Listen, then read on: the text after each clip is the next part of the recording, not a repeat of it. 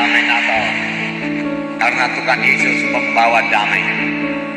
Biarlah kita juga saudara menjadi pembawa damai.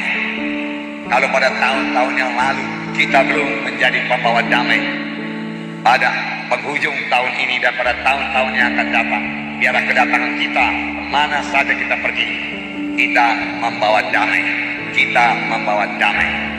Puji Tuhan, saudara. Kita bukan hanya membawa damai kepada anak-anak Tuhan orang Kristen saja, kita juga membawa damai, saudaraku, pada orang dunia ini.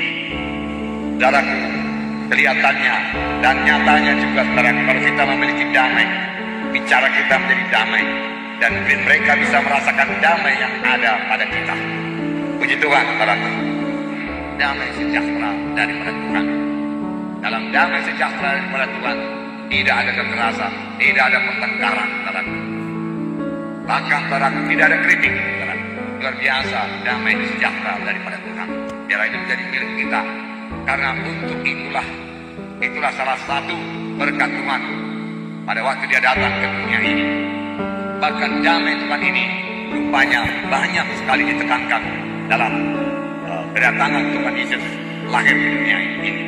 Di dalam Lukas 1, 78-79 ini mengenai nubuat Imam Zakaria.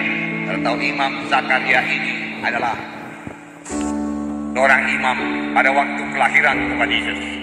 Dia adalah orang tua daripada Yohanes Pembaptis. Nama istrinya Elisabeth, dan Elisabeth ini mandul. Tetapi pada waktu dia melayani Tuhan dalam bait Allah, tiba-tiba Tuhan berkata kepadanya, engkau akan beroleh seorang anak, dan namakanlah dia Yohanes Pembaptis. Yohanes Pembaptis. Kemudian dia bernubuat pada waktu kelahiran Yohanes Pembaptis. Namun saya yakin nubuat ini tertuju kepada Tuhan Yesus. Saya membacakan nubuatnya, apakah yang dikatakannya mengenai Tuhan Yesus. Di dalam Lukas 1, 78-79. Oleh rahmat dan belas kasihan dari Allah kita, dengan mana ia akan melawat kita, surya pagi dari tempat yang tinggi, untuk menyinari mereka yang diam dalam kegelapan dan dalam naungan maut, untuk mengarahkan kaki kita pada jalan damai sejahtera. Kelahiran Yesus dikatakan oleh rahmat belas kasihan dari Allah kita, dengan mana ia melawat kita. Tuhan melawat manusia. Surya pagi terbit di tempat yang tinggi, yang membawa terang, yang menyinari mereka yang dalam kegelapan. Kalau kita mengaku, tentunya kita harus mengaku, belum kita menerima sebagai Tuhan dan Juru Selamat kita, kita hidup dalam kegelapan. Tetapi surya kebenaran, sinar kasih karunia Tuhan menerangi kita, yang membukakan mata rohani kita, yang kita boleh mengenal bahwa dalam Yesus ada keselamatan. Lalu kita masuk dalam terang Tuhan, dan firman Tuhan berkata, dia mengarahkan kaki kita pada jalan damai sejahtera. Jalan damai sejahtera. Pujilah Tuhan. Kenapa? Karena damai Tuhan. Damai Tuhan. Damai Tuhan.